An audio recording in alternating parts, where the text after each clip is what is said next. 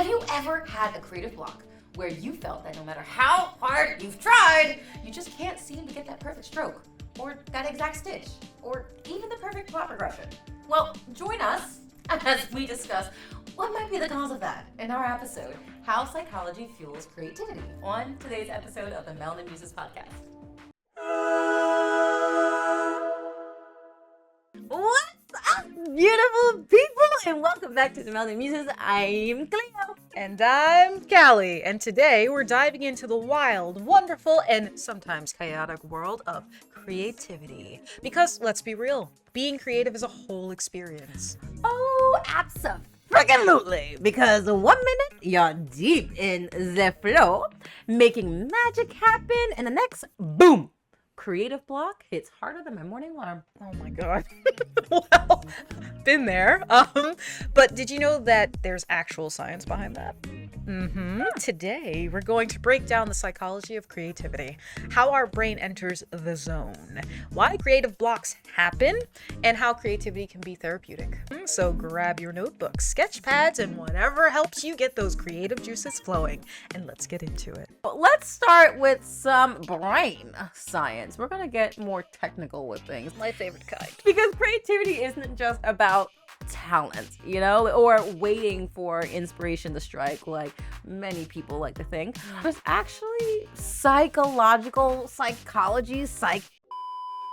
whatever other psych word you can think behind it. So, Callie, this is your wheelhouse, more so, Miss Clinician. Yeah, why don't you take on over? When we're in a creative flow state, when we're locked in and time disappears, that's when our brain is firing on all cylinders. Scientists call this the transient hypofrontality, which is basically the part of the brain that usually handles self-doubt and overthinking.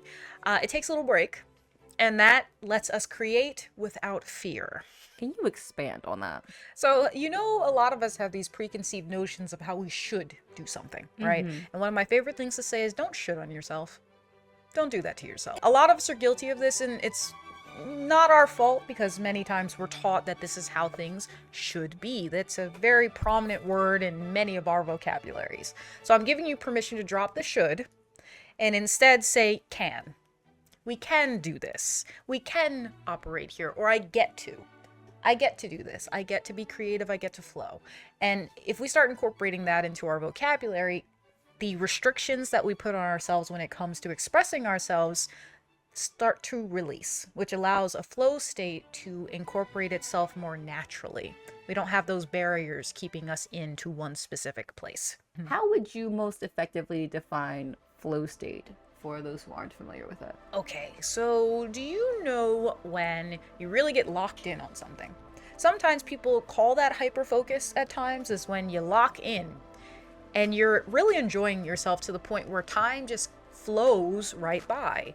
To, like you said, 2 a.m., you're just doing. You're just going, you're going and going. By the time you look at the clock, or maybe you look outside, the sun's coming up. And you realize, wow, what the hell? I started at 9 p.m. What's happening here? But you don't feel bad about it. It feels good to be in flow. And it's actually very healthy for us to be in flow at least part of the time, specifically when we're using critical thinking skills and creativity. And so that's why it's also, as contradictory as it's going to sound, when I say that we have to remove the barriers surrounding how we think about things, we also need routine. Because that's just kind of how our adult brains function and develop, is routine. We love it. We love it so much. So if we train ourselves to enter the flow state as a routine occurrence, it's a lot easier for us to do that on demand, as opposed to, expecting ourselves to magically be inspired to do the creative thing. Because, and I said this a little earlier, nah. You can't wait for inspiration to do it. You gotta just do it. Do it! Just do it! So essentially what you're saying, and what we're going to emphasize, is that creativity Mm-hmm. and brainstorming and getting into the flow is actually a skill. A skill set. It's a skill set, and it's like a muscle that we have to practice, because otherwise we're not going to be able to use it. Mm-hmm. And when you were talking about waiting to get inspired, and I've done this as well. It's like, I gotta wait, I'm not inspired. But something I've come to learn as a creative myself is like, if you're not actively using your brain in the creative way and practicing, even if it's just something small every day, it's not gonna happen. No. It's not gonna come. You're not gonna have your sparks of like ha moments and be able to like to crush something out, because your brain isn't used to being in that state. So it's gonna be a lot harder. Do I get those random moments of just sparking creativity where I have to get this done? Yes, but those are few and far between, simply because I'm not actively utilizing that muscle, even if it's a little bit every day. Yes. So not everything is you have to wait for the planets to align so that the Titans can be released.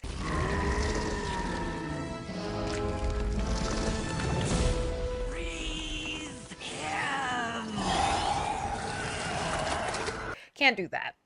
We have to actually force these planets into alignment by actively placing them there one at a time. And that's kind of what the structure does for us, as it offers us an opportunity and a framework in which to create the skills through repetition and having a defined blueprint for how we experience flow. Then what about those situations where we get those creative blocks, where a lot of people are just like, well, you know, Callie, I hear you. I understand. However, I have a creative block. What do I do? So remember what I told you about the should? Yeah. I should be able to do this. I should get this done within this very specific time frame. That is perfectionism at play. That is the barriers that we create for ourselves, the blinders that make creativity that much more difficult to tap into. Because when we think about art is a form of expression. Yes. I always get kind of weirded out when we have art classes and people are being graded specifically on how they represent themselves or represent their viewpoint. I understand that there are different styles that we'd like to replicate and be able to identify, which is great. And it's also important to be able to express yourself. So if you have this belief that in order for you to be creative, again, the planets have to align in a very specific way, you're not going to be creative except for once in a blue moon. So let's try something a little different as far as removing those barriers. It starts with saying, I can and I get to. Touching upon what you said earlier in the terms of perfectionism, art is subjective. It is. Let me emphasize this. It's still taking me a while to like internalize this message. So this is a reminder to myself, but also a reminder to y'all. A reminder to all of my art babies out there. Okay?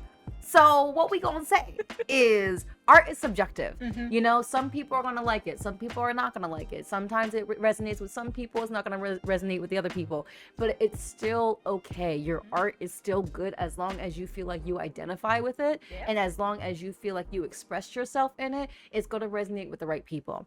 It doesn't, because like there's people out there making millions of dollars for a freaking black circle on the freaking canvas. My God. Like, this is not to downplay the circle on the canvas and my existential crises, whatever the meaning behind it is. But at the same time, it's like, you know, someone can just look at a black dot and say, oh my God, it's the world. It has such a deep meaning. Your art is good. Your art is valuable. Your art is worth it. And that's something I had to live with too, because I remember back in college, the art teacher that I had, she was very kind of, I loved her, don't get me wrong. She was a very opinionated, outspoken, strong woman. Adored her in her own capacity. But she was also the type of person who looked at my work on the wall, because we had to do a gallery. We had to do an art gallery for our senior project. She looked at my stuff and she's like, this is the worst stuff I've seen on the wall in all the years I've been here.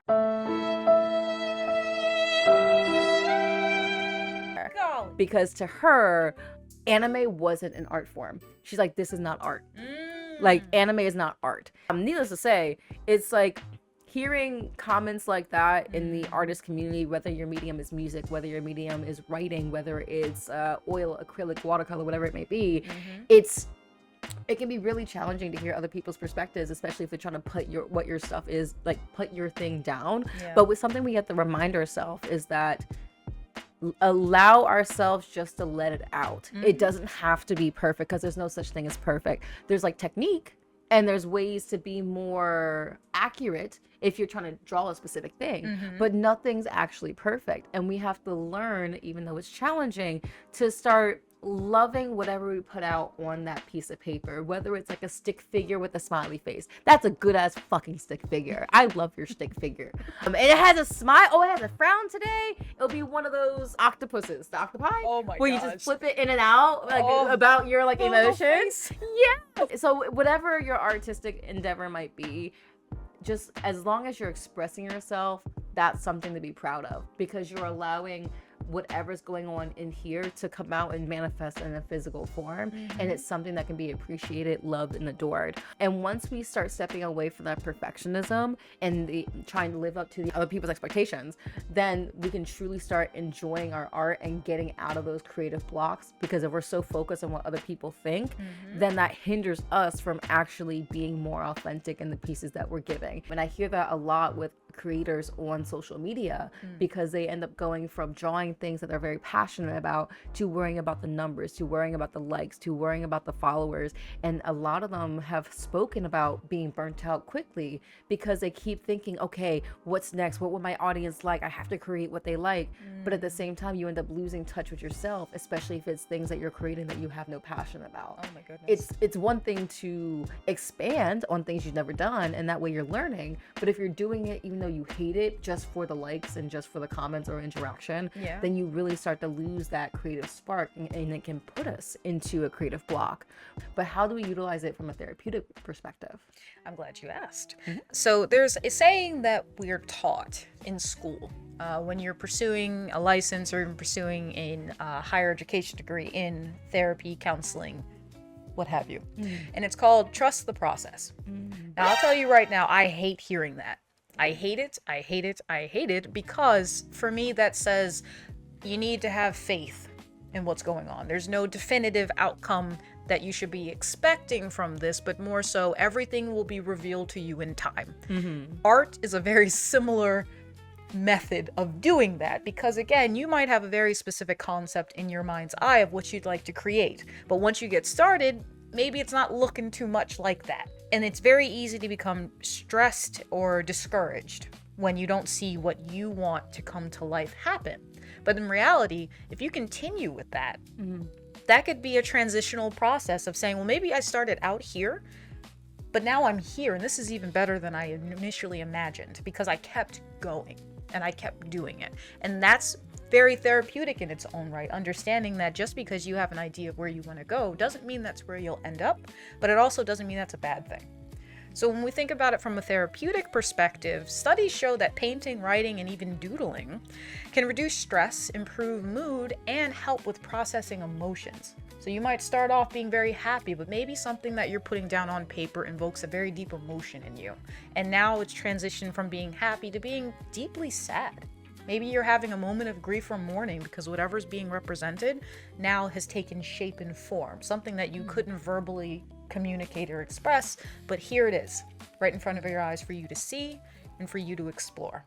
How does that relate to like art therapy, especially when it comes to children? How does that process relate to healing? How can they utilize that in a way to promote the therapeutic healing, like their own journey? So I'll give a quick disclaimer that I'm not very well versed in art therapy specifically as a modality for healing, but I can say from my very, very brief understanding is that if we're talking painting and coloring, sometimes children specifically are very adept at selecting colors, shapes, and characters that directly speak to their experience. So for example, you've seen in movies where the kids will be drawing some crazy messed up stuff and the parents are like, oh my god, what is that? And the kid is actually just telling you exactly what their experience is. They might not have the words for it, but they can remember and visually represent it. And that's important in spaces, is to kind of reinforce your reality, because to children that's your reality. That's what I am exposed to, my experiences. So being able to break those things down in real time with a trusted adult and ideally a professional who can read between the lines helps with identifying areas of pain, areas of sadness, areas of trauma in many cases. So I'll say, as adult people, if you're between the ages of child and adulthood, Journaling is a great way for that, using your words to document and also articulate things that might be too hard to say out loud. Same thing with drawing. If there are pictures or depictions of experiences you've had, get that out. It's kind of like a way of purging and processing by visually seeing it, because once it's in our heads, we can ruminate on it, which is like the circular thinking and overthinking process that reinforce the feelings we already have about something. Sometimes getting it out is a good way to do that, because now you can take a look at it and even chronicle how things have gone from point A to years and years down the line, and remember, like, that's how far I've come. That can actually bring us to like the next point would be the creative processes that we have. So hopefully by us sharing examples of the things that we use, that can help encourage you all to maybe try something different if you're a little bit stuck on how to express yourself. So like this whole segment in general is not just for people who are already creative, it's for people who are looking to expand on what they currently are doing and hopefully be able to express themselves through a different medium or something new that can help them be able to process, maybe be able to heal, be able to express themselves more effectively. So I'm curious, from your experiences, what are some of your creative processes that help you on a daily, and like tips that you might have for anybody else? Well, for me, it's all about vibes.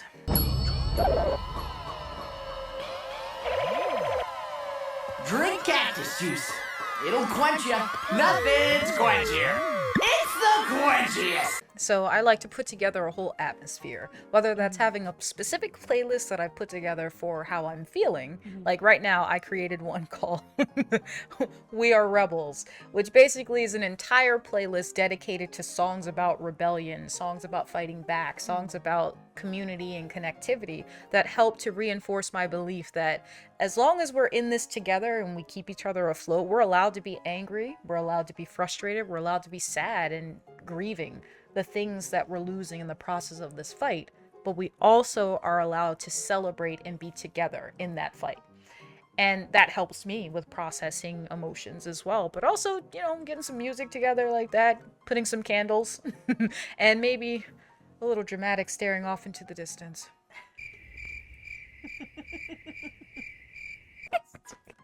That's me going into my flow state. That's your flow state? Yes, it's just staring. Is that your mental prepping? Okay. Okay. No, I love that. Like some of the processes that I've learned is whenever I was upset, I would draw, like, but also the colors that you use is very important. Color theory. And I remember this one particular drawing, I was feeling very devastated about something, like just very depressed, very upset.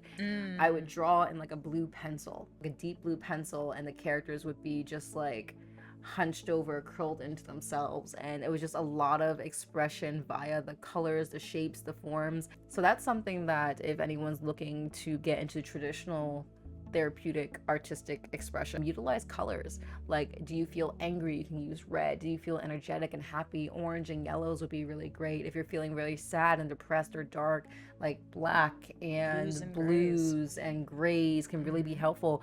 And if you're like, well, I don't know how to draw this, I don't know how to draw that, references are very, very important. You can either freestyle it and just do like interpretation art, or you can utilize references. So if you need someone like hunched over because you're feeling very closed off and you need just to isolate yourself, then you can find, either take a picture of yourself and use that as a reference for your character, or like do a little Google search, do a little Pinterest search. Stock footages as well, and then do your best to scribble out that shape. It doesn't have to be perfect, accurate, but at least you can get relatively the form to express the emotion that you're feeling. Like you said, music is very important. Like there's been more than once where I've been feeling like real shit, and then I put on something and I'm feeling a lot better. Hint, hint, Epic the Musical. This is not a sponsorship, but y'all listen to it if you haven't listened to it. Let's be a little bit dangerous, my friend. Sorry, go ahead. Well, it's a little bit dangerous, my friend. And then also like watching, like finding your favorite shows. That can be also incredibly therapeutic, and that can be creative as well. I noticed one of my go-tos where I get really excited one for therapeutic healing would be Fruits Basket. Fruits Basket. Fruits Basket is like whenever I'm upset or I need just a feel-good anime, even though it can be dark as fuck. It can be. Fruits Basket is my go-to, and it just never ceases to make me smile and like bring up my mood. But if I want to feel like artistically creative, watching behind the scenes, like behind the scenes of different animated features to see how like they're sketching and how like the storyboarding of things, especially classic Disney. Like we don't talk about the business practices, but their artistic department, like just the talent that a lot of these people have is just absolutely stunning. And watching the watercolor backgrounds and how they combine stuff. Yo, side note, Treasure Planet. One of the most underrated films of their entire arsenal is Atlantis and Treasure Planet. The art behind them is just stunning, and just watching those films, but also the behind the scenes of how they made it just gets me like really excited. Or animatics. I love watching animatics on YouTube because that gets me so excited. I was like, wow, like you could really like tell a story and the characters don't even have to be fully animated, and that just shows real talent and it's just exciting. Eventually I'll get there. The laziness part of me is just like, that's a lot of fucking work. I don't believe in that word. I mean, okay, the procrastination and stubborn part of me is, I'm reframing, damn it. Thank you. Is like, eventually I'll do an animatic. I'll say this on here to hold myself accountable. Eventually you'll get an animatic from me. All that to say is like, with that creative process is the music, the getting yourself in the mood, or figuring out how to, it takes work. It does. And I'm just gonna say this, like, it's not easy. And we're not saying this to say, hey, you just do it. Baby steps. The key is baby steps and preparing ahead of time. Because if you're in a good place right now, then it's wait, all right, well then by your bed, maybe put like a journal or a sketchbook and a pencil right on your bedstand, on your nightstand, so it's easy to grab. Or place your journal there so you can see it first thing in the morning or whenever you're feeling upset. Carry something small in your purse or your backpack so you'll be able to grab it. Like making things more accessible to you and a lot easier for you, and getting rid of those barriers can help you get into that state of expression a lot more easily than not. You know what else helps? What? Dancing. Hell yeah. Movement. Yes. So in many cases, I know people feel kind of stuck, but I swear by this. If you get up and just start doing jumping jacks, I guarantee your mood will shift ever so slightly. It's very hard to feel down in the dumps when you're moving. And a lot of us are kind of prone to curling into ourselves when we get really upset. We go into this immobile state because either we're trying to conserve energy or we just don't feel like it. And that happens from time to time. But my challenge to you is, if you start to feel yucky, do something to get up and move. And that means the small things, like even stepping in place. Marching in place works. Jumping up and down, doing jumping jacks, giving yourselves a little shimmy. Something that kind of gets your blood pumping a little bit more than where it currently is. And just moving around the room. Accompany music with it as well. Have a dance party. Dance for yourself in front of the mirror and be at literally, what is it, dance like nobody's watching? Yes. Do that. Yeah. Dance like nobody's watching, because it will literally shake the creative block loose if you move enough. Yeah, but also having a designated creative space too. It's kind of like working, if you try to work from bed, then you're kind of mixing sleep with work, and it can be really a lot. Place has its place. Yes. So when you have a creative space, whether it's like a corner in your room or like a beanbag chair or On the even floor. on the floor, like wherever you can, have a designated, hopefully time, if that's something that you can do. Have a very structured approach so that way your brain knows when you enter this space or when that alarm goes off, it's time to enter like creative mode. Because again, creativity is a muscle. Yes. And if we're not, it's going to be fucking annoying in the beginning, especially if you're not used to flexing this muscle, if you're not used to having a set structure for this new skill or habit. It's going to take time to build it. Yeah. Ideally, at least 5 to 10 minutes a day. Schedule out time, like literally schedule out time. Put it on your calendar. Put it on calendar, in your journal, in your planner, whatever the heck it may be. At least 5 minutes to start, and set that timer and do something creative, whether it's writing, whether it's singing, whether it's music making or drawing, whatever it may be. If you don't schedule, it doesn't get done. And you might find yourself drudging it, but then at some points, eventually once you start building up that muscle, you'll end up going longer without even realizing it, or the alarm will go off. You're like, well, fuck you, alarm, I want to keep going because I'm in my full state. So So to kind of like encapsulate this in a very neat package for you. The goal is to achieve your flow. Yes. Which is basically that moment where time itself disappears, your body shuts down all those harsh critics in your mind, and you were just allowed to go. Flowing like a river, with everything just coming out the way it will. Not the way you want it to, the way it will. And part of that is having an assigned time, a schedule, a ritual, if I may. So having a place where you can do your creative stuff, having an atmosphere in which promotes some of that creativity, and then breaking down the should. Removing that word should from your vocabulary when it comes to anything pertaining to you or the things that you'd like to do, and replacing it with I can or I get to.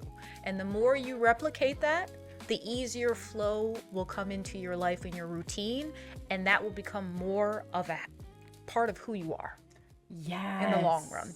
Thanks for rocking with us. And until next time, keep creating, keep exploring, and keep embracing your inner muse. Okay. Bye.